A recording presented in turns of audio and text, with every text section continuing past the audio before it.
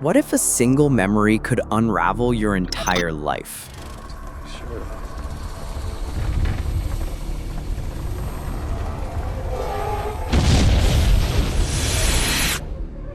Released in 2004, The Butterfly Effect sees a college student with the ability to inhabit his past self and change pivotal moments in his childhood, only to discover that even the smallest alterations create catastrophic consequences in the present. So join with me today as we look into 10 weird facts about The Butterfly Effect, a cult classic that helped establish the time travel thriller as a legitimate indie genre. Every choice made in the past creates a new reality. Number 1. The book came first, but the script became something else entirely. The film is based on a 1971 novel that explored how small actions have far-reaching consequences. Here's the thing though, the screenplay only borrowed the concept and title. The actual plot is entirely original. The filmmakers captured the philosophical essence of the butterfly effect rather than adapting specific story elements. Unlike most book-to-film adaptations, they had total creative freedom to explore trauma and consequence in ways the novel never attempted. Apparently, the concept was so culturally resonant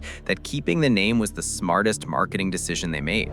Number 2. Ashton Kutcher trained with a trauma psychologist. To prepare for his role, Ashton Kutcher spent weeks working with a trauma psychologist specializing in memory fragmentation and dissociative disorders. The psychologist helped him understand the psychological impacts of paradoxes, knowing multiple versions of events that contradict each other. Instead of relying on action sequences, director Eric Bress invested in understanding the psychology of deterioration. The result was a performance that captures the specific psychological disintegration of someone losing grip on which version of reality is actually his own. Number 3. The child actors witnessed disturbing content.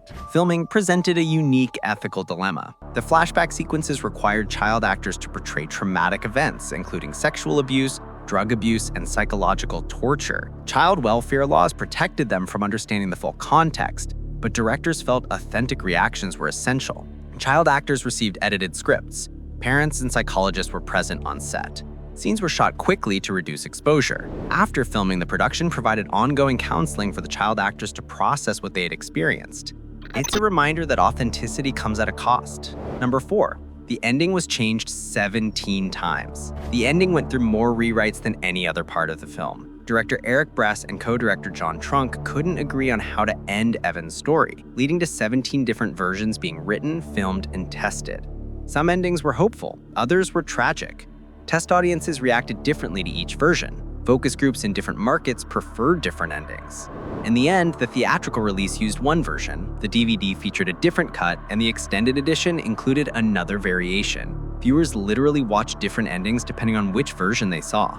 Number 5. The original script was much darker. The theatrical version was heavily toned down from the original screenplay. In early drafts, traumatic events were far more graphic. Scenes of sexual violence were longer and more explicit. Early test screenings showed audiences genuinely traumatized, not entertained. Multiple ratings boards flagged the script as potentially unreleasable.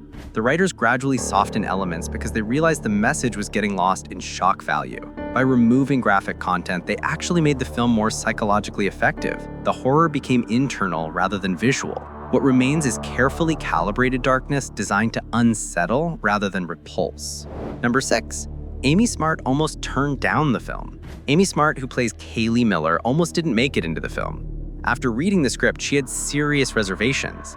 The character experiences some of the most traumatic moments in the entire film. Smart was concerned about how dark storylines would affect her emotionally and her career, especially with an untested directing team. What convinced her was a personal meeting with director Eric Bress, who explained his vision as genuine exploration of trauma and consequence, not gratuitous shock. Bress promised every dark moment would serve the story. Smart agreed, and her willingness to go to those dark places gave the film emotional authenticity it might otherwise have lacked. Number 7. Test audiences were so traumatized, some demanded refunds. During early test screenings, something genuinely alarming happened. Multiple audience members walked out in distress during traumatic sequences. Some viewers demanded refunds, claiming they felt psychologically harmed. Theater managers had to sit viewers down in lobbies before they could leave. One test screening resulted in so many distressed reactions that theater staff called the studio asking if they should continue showing the film. The studio created warning cards about the film's psychological intensity.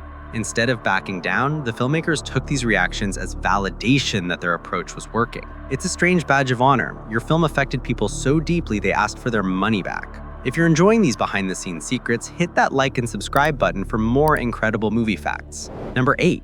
Real trauma research inspired the psychological horror. Director Eric Brest spent considerable time researching childhood trauma and memory manipulation. He consulted with psychologists and researchers to understand how traumatic memories are encoded and how interventions in the past create cascading psychological effects. This grounding in psychological realism gave the film depth that critics appreciated. It's the difference between a film that uses trauma as a plot device and a film that actually understands trauma. The Butterfly Effect attempted the latter, which is why it resonated so strongly despite mixed initial critical reception. Number 9. The film nearly received an NC-17 rating. The original cut contains several scenes deemed too disturbing for an R rating by the MPAA. Scenes involving trauma, body horror, and psychological deterioration pushed boundaries. The filmmakers made strategic cuts and toned down sequences to secure an R rating, crucial for commercial viability. Some cutscenes later appeared in the director's cut on home video. This rating battle only amplified the film's reputation as genuinely unsettling and boundary-pushing. Number 10. The film's legacy changed how studios approached psychological horror. After the Butterfly Effect's cult success, major studios realized audiences had genuine appetite for intelligent, psychologically complex horror that didn't rely on jump scares or gore. Within 2 years, studios greenlight more character-driven psychological thrillers. Films like The Machinist, A Tale of Two Sisters, and The Ring benefited from the template. More importantly, the film legitimized trauma as genuine narrative material rather than exploitation. The Butterfly Effect opened doors for indie filmmakers to explore darker psychological themes. Studios realized audiences would sit through unsettling material if the story justified it. A 2004 indie film about time travel fundamentally shifted how an entire industry approaches storytelling. Bonus fact: multiple theatrical cuts. New Line Cinema released different versions in different markets. Some theaters showed the theatrical cut, others showed extended versions with additional context. International releases had even more variations. This regional variation meant viewers compared notes about scenes others hadn't witnessed. It's a fascinating example of how distribution can inadvertently create multiple versions of the same film. Conclusion: The Butterfly Effect is ultimately a film about consequences, in its narrative and in how it was made. Every creative decision, from psychological research to actor preparation, had cascading effects on the final product. The filmmakers were willing to go to uncomfortable places and backed their convictions even when test audiences demanded refunds. They prioritized psychological authenticity over spectacle. That shaped a movie that resonated far beyond its theatrical run. Sometimes the most memorable films aren't the ones with the biggest budgets. They're the ones that understand their own power and respect it enough to use it carefully. Which of these facts blew your mind the most? Let us know in the comments. If you're enjoying these behind-the-scenes secrets, hit that like and subscribe button. Tell us which movie we should explore next. Your suggestion might be our next deep dive into cinematic history.